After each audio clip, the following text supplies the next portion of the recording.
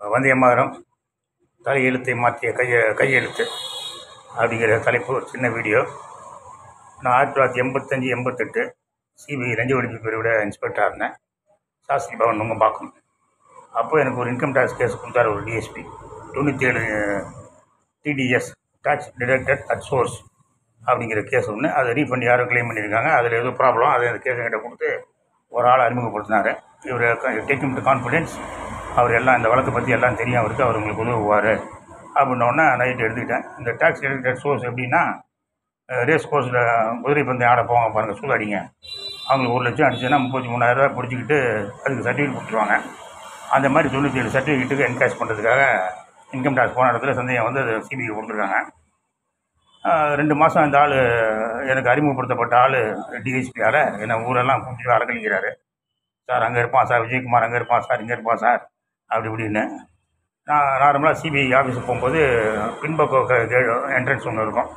Motor சைக்கிளை வந்து பின்பக்கம் விட்டுட்டு பின்பக்கம் மாடி படிக்கட்டு வழியாக போய் 3ஆம் மாடிக்கு போயிடுவேன். ஒரு நாள் ரெய்டு, ஒரு 2 மாதம் கழித்து ரெய்டுக்கு போயிட்டு, ஏதோ காலையில் வேறு ஒரு கேஸ் ரெய்டு போயிட்டு முன்பக்க வாசல் வழியாக போக வேண்டியது ஆகி போச்சு.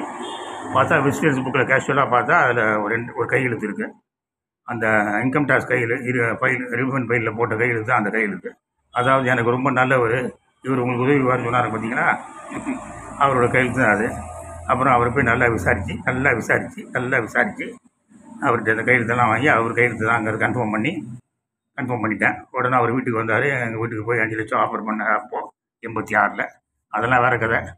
வீட்டுக்கு வந்ததுனால அப்புறம் திருப்பி உதச்சோடனே கையில் மாவு கட்டுலாம் போட்டுக்கிட்டு நடிச்சு கையை உடச்சிட்டார் அந்த இன்ஸ்பெக்டர் அப்படின்னு இங்கே போய் புகார்லாம் கொடுத்துருக்காரு.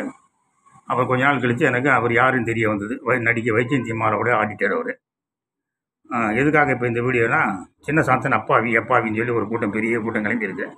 அந்த சின்ன சாந்தன் அப்பாவி குண்டு சாந்தனுக்கு பதிலாக அவனை பிடிச்சிட்டாங்க. அப்புறம் குண்டு சாந்தன் உயிரோடு இருக்கு தெரிஞ்சவுடனே, அடடா அவன் உயிரோடு மாட்டிக்கிட்டானா சிபிஐக்கு அசிங்கமாக போயிடுமே அப்படின்னு சொல்லி ரவத்தம்மன் சொல்லி நான் சுட்டுட்டு தான் அந்த திருச்சி வேலுசாமின்னு கதை விட்டுக்கிட்டு இருக்காரு. அட பாவிங்களா, இந்த சின்ன சாந்தன் அப்பாவின்னா இரும்புறைக்கிட்ட லெட்டர் சீஸ் பண்ணாங்கல்ல, அது குண்டு சாந்தன் எழுதின லெட்டர். பிரபாகரனுக்கு குண்டு சாந்தன் எழுதின லெட்டர்.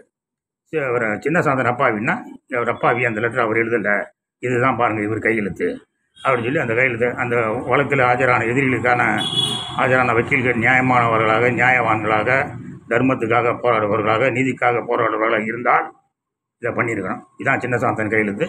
அந்த இருமுறை கையெழுத்துக்கு எதுக்கு சம்மந்தம் இருக்கா பாருங்கள் லெட்டர் கையெழுத்துக்கும் அப்படின்னு கேட்டிருந்தாங்கன்னா, இல்லை அப்படின்னு உடனே ஒப்பீனியன் சொல்லியிருப்பாங்க. சின்ன சாந்தன் அப்பாவி ஆயிருமா? சின்ன சாந்தன் அப்பாவி கிடையாது. அவன் எங்கே இருப்பான்னு சொல்லி கொடுத்தது ஆதிரி, கணக்கு சாப்பு. ஆதிரிங்கிறவன் இங்கே தமிழ்நாட்டில் மெட்ராஸில் வச்சு முடிக்க முடியலன்னா ராஜீவை டெல்லியில் வச்சு முடிக்கிறதுக்காக போன தற்கொலைப்படை. அவன் சொன்ன அடையாளத்தினை வச்சு தான் பிடிச்சாங்க. பிடிக்கும்போது அவன் தலானிக்கு தூங்கிக்கிட்டு இருந்தான். நள்ளிரவு தலைங்கடியில் குப்பி வச்சுருந்தான். அப்பாவி எதுக்கு குப்பி வச்சுருந்தான்? ரைட்டு, அதெல்லாம் பெரிய கதை வேணாம். இருந்தாலும் கையெழுத்துங்கிறது தலையெழுத்தை மாற்றும். இது தற்கால காவல்துறை அதிகாரிகளுடைய பார்வைக்காகவும். நன்றி, வணக்கம், ஜெய்ஹிந்த்.